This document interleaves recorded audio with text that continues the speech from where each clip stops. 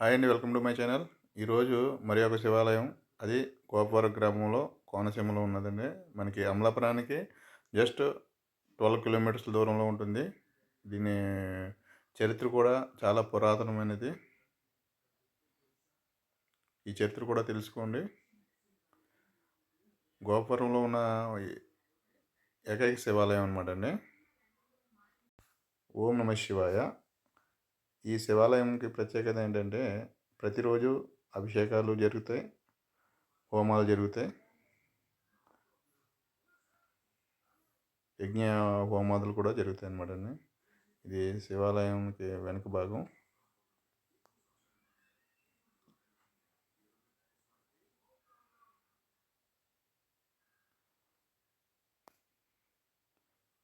మన కుమారస్వామి విగ్రహం అన్నమాట అండి. ఇది తులసి చెట్టు. లోపలికి వెళ్దామండి.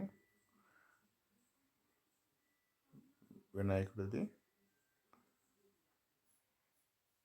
శ్రీ ఉమా రాజలింగేశ్వర స్వామి. ఈ గుడి పేరు శ్రీ ఉమా రాజలింగేశ్వర స్వామి గుడి. ఇది కార్తికేయ స్వామి విగ్రహం అనమాట అండి. ఇది మెయిన్ గర్భగుడిలో ఉన్న ఉమారాజలింగేశ్వర స్వామి. ఓం నమ శివాయ. ఇది కాశీలో ఉన్నంత శివలింగంలో ఉంటుంది. పార్వతి అమ్మవారు. దర్శించుకోండి. ప్రతిరోజు ఒక శివాలయం దర్శించుకుంటున్నానండి. ఆ శివాలయం మీకు కూడా చూపిస్తున్నాం. ఇది అమలాపురానికి 12 కిలోమీటర్ల దూరంలో ఉంటుంది. ఇది కూడా ప్రత్యేకమైన శివాలయం అని.